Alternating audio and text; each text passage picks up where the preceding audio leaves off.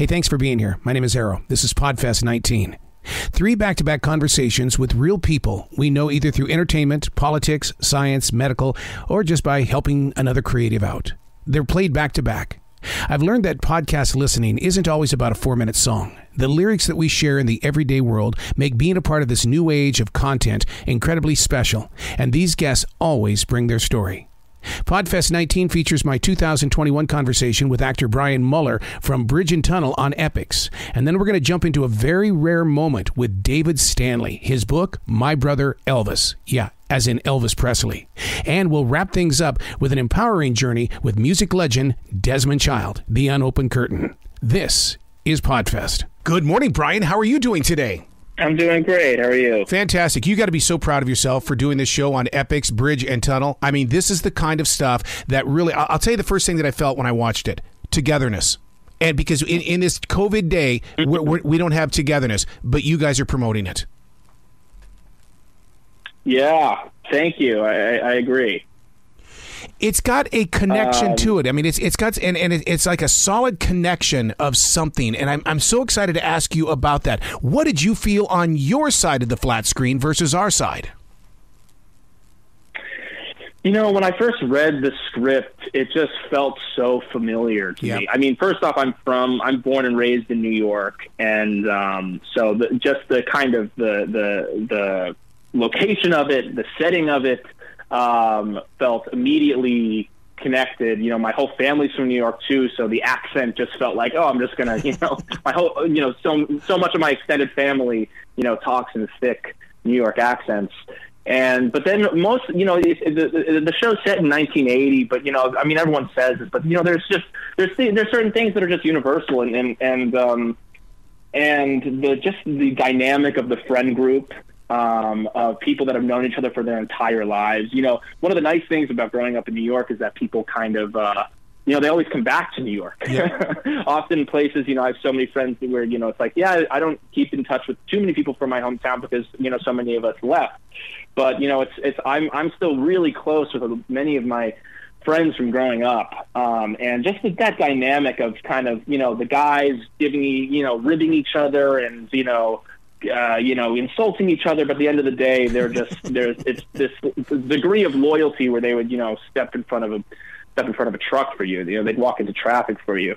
And also just like at this transition period at this show, the main 6 characters of us, this group of friends, they're all about to kind of step into their adult lives and start this new chapter, and how kind of exciting but also terrifying that can be. And I know personally, that period of after I graduated from college and trying to step into being a professional actor was really a difficult one. And if it had not been for the kind of people that have known me my whole life, it would have been that much harder.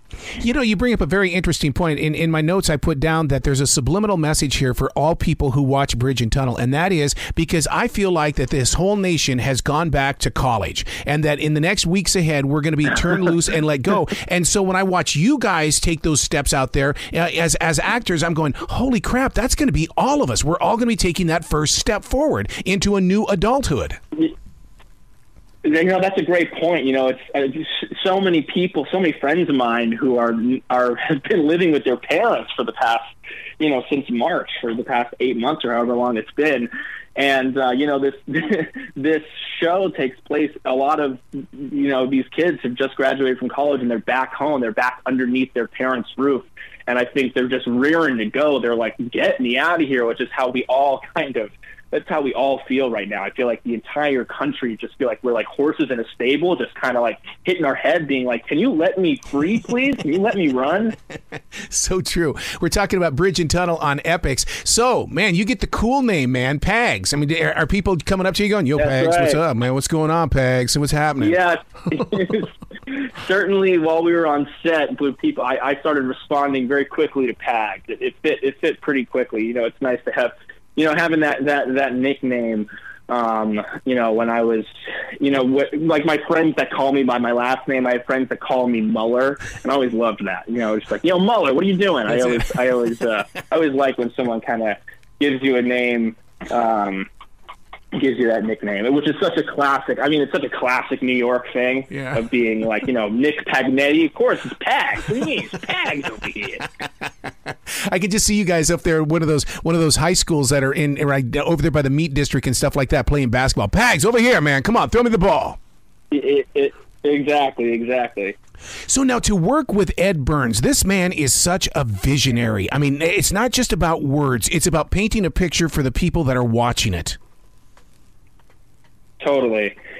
Yeah, man, he's amazing. Ed's really carved out such an amazing career for himself, and it's all, it all stems from his writing and his directing and his vision for his stories. The first time I saw him was in Saving Private Ryan, but what was the precursor to that was him writing and directing his own stuff, which and then as I've watched his work, it's interesting. I was talking about this, that, the indie, he's made a career for himself making indie movies. And when you think about indie movies, you don't necessarily, the first thing you don't think is blue collar. Yep. And, Ed kind of has carved this space for himself where he makes indie movies about blue collar communities and people. And I think that's a really kind of unique thing. And that's something that's so special about him. And it was such a joy to kind of, be in his canon of work.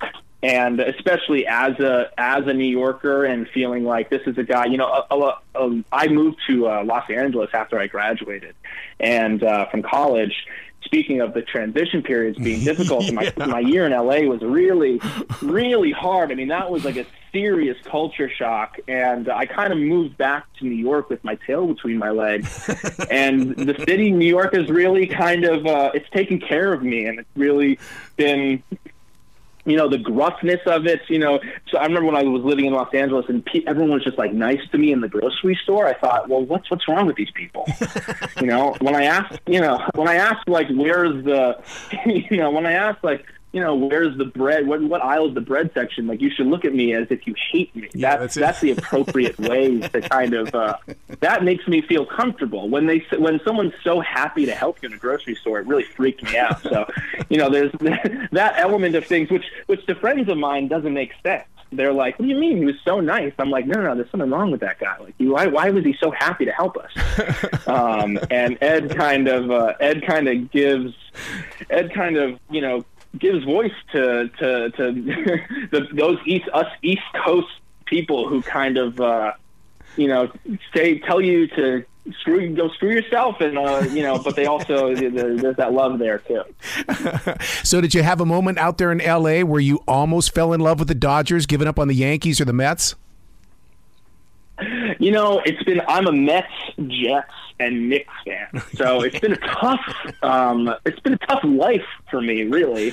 But no, I went to a couple Dodgers games and I enjoyed it. But you know what I did do? I went to at some point I went to an LAFC game. Wow. And I went to a soccer game, and that was a blast. That was really fun. But no, I have not given up on my Knicks. My Knicks are 7-8 this year.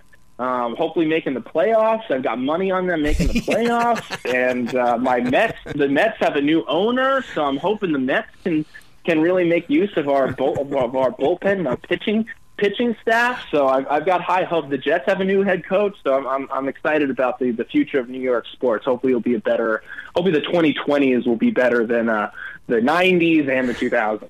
Well, you've got a winning season with Bridge and Tunnel, dude. I really honestly believe that this is going to be the big binge watch. I mean, because when people discover it, and they're going to discover it day by day by day. But I mean, what you guys are doing with EPIX is you are carving out your own version of life on that screen.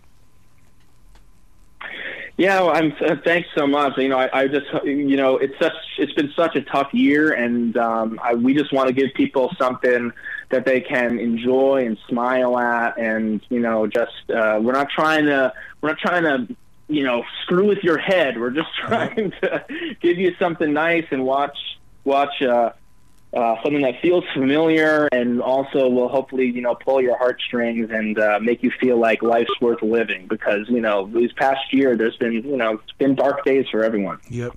Well, congratulations on the show. Please come back anytime. The door is always going to be open for you, Brian.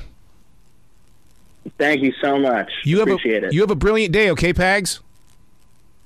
All right. You too. Bye. Good morning, David. How are you doing today? I'm doing great. How are you? Doing very well. You know, as much as I want to talk about how incredible Elvis is, I want to talk about you, David, because there's so much about you that we don't know about, that because you have been shaped, you have been a leader all the way, and I just want to know about you. Well, that's very kind of you. I'm kind of a simple man that lives in the beautiful state of California and San Diego, enjoying the sunshine. I'm a speaker. I've been a speaker since 1980. I travel throughout the United States, motivation, inspiration. I'm an advocate on prescription drug abuse in America today, or the world for that matter. I wrote My Brother Elvis, The Final Years, to remind the world that if it can happen to him, it can happen to anybody. I have a production company in Los Angeles and Nashville called Impello Entertainment. We do book publishing, films, television, music publishing.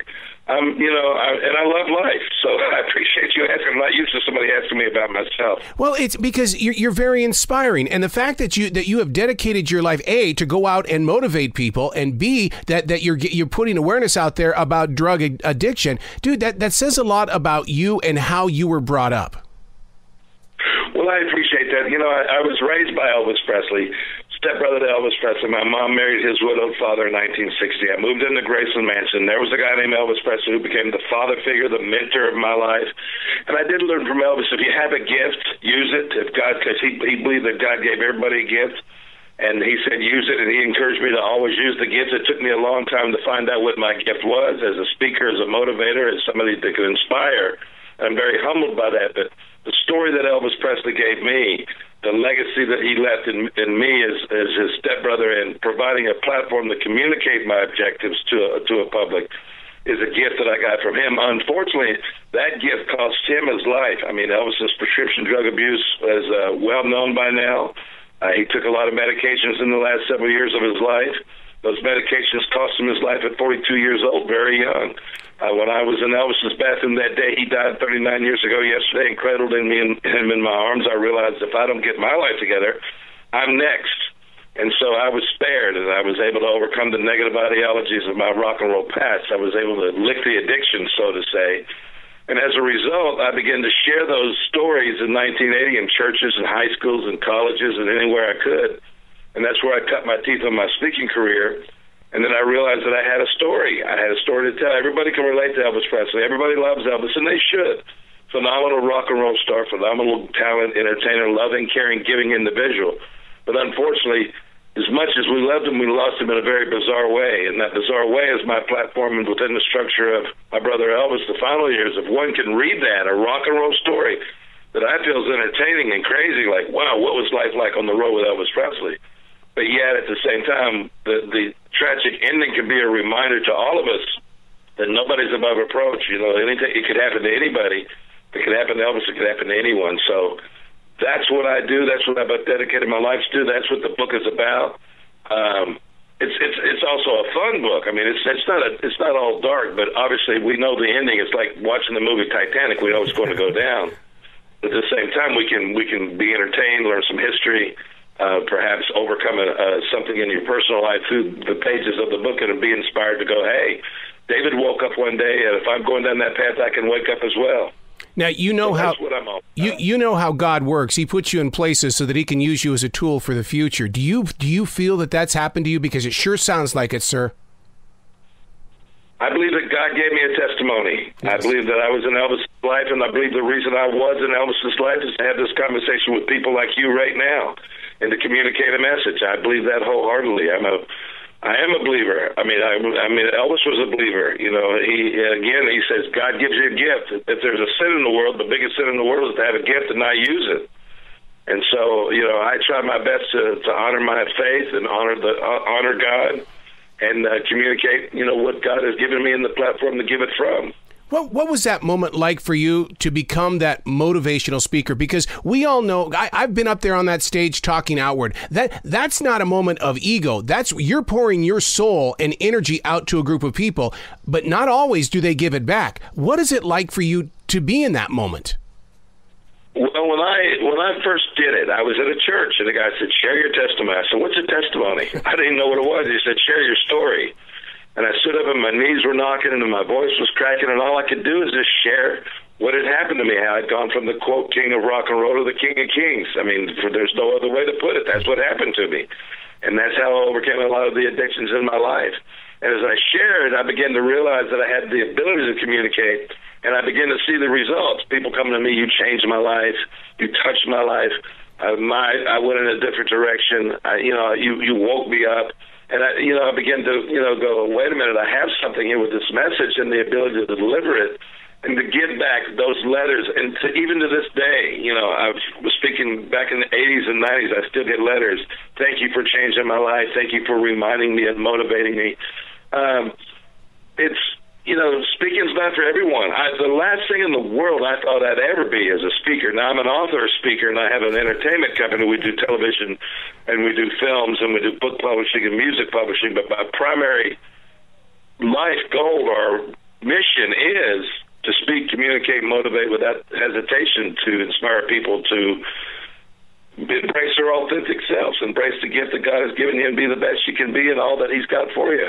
Don't you love those moments where you're even in a Southern church and you send out that one sentence that you put together, and all of a sudden people are going, amen, oh my, and they're raising their arms, and you can feel it in that moment? Well, you can feel the spirit. Every time I take the platform, I realize it could be for the last time, and I act like it was my first time. And it's an opportunity to be a voice. You're sharing something that's being driven through you by the Spirit itself. It's a phenomenal moment. I don't speak in as many churches as I used to. I mean, I used to speak in, good grief, thousands of churches. But I took it to corporations and now associations. And I mean, even no matter where I'm at, no matter if it's in a church or if I'm with a major corporation, I always inject my faith. And people have a tendency to listen when you're motivated by the Spirit. There's no other way to put it. I want to say I appreciate you asking these questions. I appreciate your faith and your courage to communicate it. That's what we need more of. Yeah, we do need more leaders in this world. We need people like yourself to be able to go up to an American business and say, I know that you're bogged down by all the work that's on your shoulders, but you know what? I know a way that's going to help free you. Because you know what's happening, David? We're getting bogged down at work, and we're going home, and we're taking those prescription drugs to escape. That you just nailed it right on the head. That's exactly what's happening. It's nothing more than a Band-Aid, okay? It's a temporary thing of relief, but that relief button is going to get worse and worse and worse, and to the point you're going to wake up addicted, and then once you get there, you lose your job, you lose your family, you lose your life. You're exactly right. We've got to inject faith and hope and opportunity, and there's always a way. There's another way besides self-destructive to enjoy life. And, embracing your faith, no matter what that faith is. It doesn't have to be mine or somebody else's, but instead of look up and draw from that faith, and I think you'll do a lot better off in your life. In fact, I know you will. Don't you see yourself as being a modern-day collaborator in the way that you're saying, look, here are the lyrics to my personal song. Why don't you sing with me so that you can create your own music? Exactly. Everybody has their own voice. And God's given each and every one of us our own melody, our own tune, and our own story. And to share with each other and love one another and do it that way, it works for me, is all I can say. And it has sustained and work. I mean, and I came from a crazy background. When I was 17, 18, 19 years old, I was touring with the king of rock and roll, sex, drugs, and rock and roll at the highest level. There's not a whole lot that I haven't experienced in my life growing up with Elvis Presley. So I've seen the world and everything in it, but, I've made a choice to embrace my faith and communicate that. And it's brought peace and sustained joy in my life ever since. I'll tell you what, that's one of those moments that everybody remembers when the news hit. And I remember going up into my homemade radio station in Billings, Montana, and playing the song that Elvis had out at that time, which was Way Down, Way-O Down. I mean, but it was such a moment. And even in these moments, it doesn't erase from your body. But David, you're giving us a tool here that can help erase the pain from our lives so that we can grow forward. Well, thank you. I'm doing my best, and I wrote My Brother Elvis again for people to read. What was it like? A lot of people are just, what happened to Elvis Presley? What the heck happened? The guy's 42 years old. He's got the world and everything in it. How could this happen? And in the pages of the book, My Brother Elvis, you find out in a very, very honest, loving, caring way.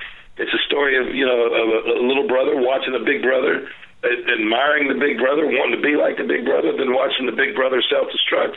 And the helplessness that I had, the only regret I have, and I don't have any really, but because I'm very happy where I'm at. But somebody says, what would you do different? What if you had one thing you could do now, what would it be? Talk to Elvis now at my age, at where I'm at. And, because back then I'm 17, 18, 19, 20 years old. I'm a kid. Now, when I was a child, I thought as a child and I spoke as a child, but when I became a man, I put childish things away. I'd like to communicate with you from a different perspective and say, hey, these things you taught me can work for you too. I lived in my brother's shadow in my entire life. That's all I've been there. I'd like to know how you found the light and the warmth for your vine to create the fruit that you have. Where along the line did you realize that, wait a second, I'm David. I'm Elvis's stepbrother, but I'm still David. I think it's when I started speaking and again, going back to the results of getting the letters and hearing the people say, you changed my life, or thank you, or an email or a text, or, even back then before the social media campaigns were around, you'd get a letter from somebody and you realize, Elvis was a phenomenal entertainer and had his gift. Elvis wasn't a speaker. And I've always said, I wish I could do something as good as Elvis did what he did. And I don't think I'm as good as Elvis was at anything, but that's just the way I was brought up. I'm very humbled about the things that I do have. But I became a speaker, a communicator, and I had a gift. And once I found that voice and found that gift, which we all have, and then that's what made the difference to step out and admire and love and think there's some great music and entertainers and actors and great things that legends and legacies that are left behind that you can really admire. But at the same time, I'm very comfortable with the shadow I've come from and stepped into my own light to be able to communicate the way I do and honor my God the way I do, and that's the only reason I do it, is because I give glory to God on everything I do. I love your heart. David, you can come back to this show anytime you want to, sir.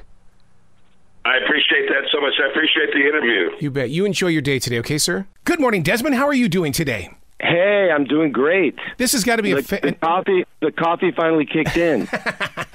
I'm ready to talk to you really fast. This has got to be a great moment in your life because you get to finally step through and share the stories. We've all heard the songs before, but we've never really gotten to know you. I know. It's like I'm the man behind the curtain, but they forgot to open the curtain. It's an incredible, unique piece of American music history because one of the things that I put so much love in the iHeartRadio channel that I have is the fact that people need to know the story. And for you to even write the book and to release Desmond Child Live is just mind-blowing in creating the story for the next generation. Well, I just love it, because I go to a Bon Jovi concert and you'll see, people there with white hair, and then little kids like on their parents' shoulders. And they're there like all night waiting to hear Living on a Prayer, which is usually the very last song. So it gives me so much pleasure to see so many generations of people enjoy the music I've co-created with these wonderful bands and artists. Did you ever feel like you were part of the band? Because Bruce Geitch is my wife's ex-husband who's out of Nashville, and he said, I didn't want any part of a band. I just wanted the money, not the fame. Well, I never have done things for money because, I know I'm a true artist. I mean, it really isn't for me to say if I'm a true artist. Somebody else would have to say that, actually. But I go about my life as that. So I don't think I would have had success had I started thinking about writing a hit. It's like, thinking about riding a bike, it's like you just fall off. So I have a process. And so that's how, I've gone about it. And I'm there to serve the artists I'm working with to bring out their stories and help them to shape, the future of their music and not look back at their past hits. Listeners need to understand that Desmond Child Live, what you have done with these songs, they're so authentic in the way of, we know what the bands did with it, and you come in there and you put your style on it, and you're going, oh my God, the artist totally respected the way you wanted these songs to be produced. Well, some songs just beckon, to be a certain way, like I Hate Myself for Loving You. It's hard not to do it, kind of like a bit like, the way Joan did. But I have this fantastic singer, Tony Award-winning Lena Hall, and she's like a Mick Jagger on, like a female Mick Jagger, and she just like went crazy with this song. And so it was so much fun putting all my friends together and going back to my roots, which is the New York Cabaret. That's where we recorded it at a place called Feinstein's 54 Below. Now that we have the live album, does that mean that we're going to see you on tour at all? Well, I'm hoping to. It's it's very expensive to go on tour, especially when you're playing little clubs. And so I'm going to be putting out my autobiography in the spring, and so I'll be doing book signings, and hopefully there'll be a club I can play in as well. And I just love singing, and I was always a singer, but then I'm inadvertently turned into a studio rat, and so I came out of that and decided, no, it's time for me to sing again. The book he's talking about is the book Living on a Prayer. In this book, you're going to be relinquishing a lot of the stories connected to the songs. What is that like for you to be able to pour it out onto that computer screen, and then here come your readers, your followers? Well, the book's going to be called Living on a Prayer, Big Songs, Big Life, and I co-wrote it over the last 3.5 years with David Ritz. Wow. And he's like one of the preeminent historians, music historians. And so I just felt it was important to tell, the story of the making of these amazing songs that really have become, brands unto themselves and, icons. The songs, regardless of who sang them. And, I just, it was very painful to go back and look at my childhood past and, rags to riches, being Latino, being gay, and overcoming all of those things to be able to be here in this amazing country and create, what I have. Well, you've always had that. I don't want to call it a magical touch. How about a connection to the universe, to where you could hear things that other people couldn't, and you had the confidence and the courage to reach up there and grab it? I think that's the best way I've heard it put. I think that whether there's anything beyond what we are, I think that there is magnetism or electric connection between living things and maybe unliving things. And so I think with everything that's going on in the world going into your senses, into your mind, it collides with, something inside, and that explodes. That's creativity. And I've always been able to get in touch with that. And so I try to inspire the artists that I work with to tap into that same energy. It's like you're the conductor of an orchestra, the way that you bring people together. I guess so. I don't know if they're that together after I'm done with them. See, now that's the reason why I can't wait to read the book, because you're gonna let us dive into those pages and get some stories.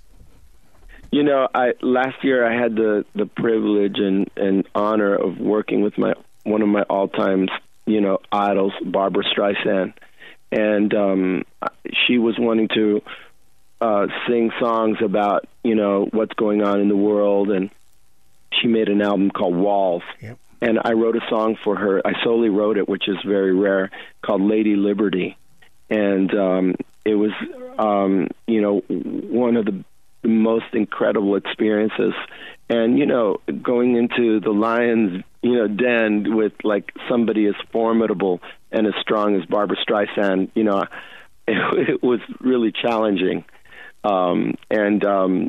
She was, very, very nice to me and respectful, because I think she loved the song so much. Yeah. And I had a terrific time working with her. And, I was like, I just started pushing her, to reach up for those big notes. And she's like, "You're a taskmaster.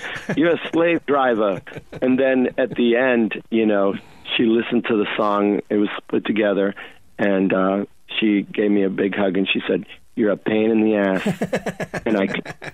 and then she said, "And I commend you." So that's going on my tombstone, man. Her quote. You got to come back to this show more and more in the future, guy. The Backstage Pass is always going to be here for you. Oh, wow. Thank you. I want my backstage pass to be permanent. That's right. That's right. Be brilliant today, okay, Desmond? Thank you so much.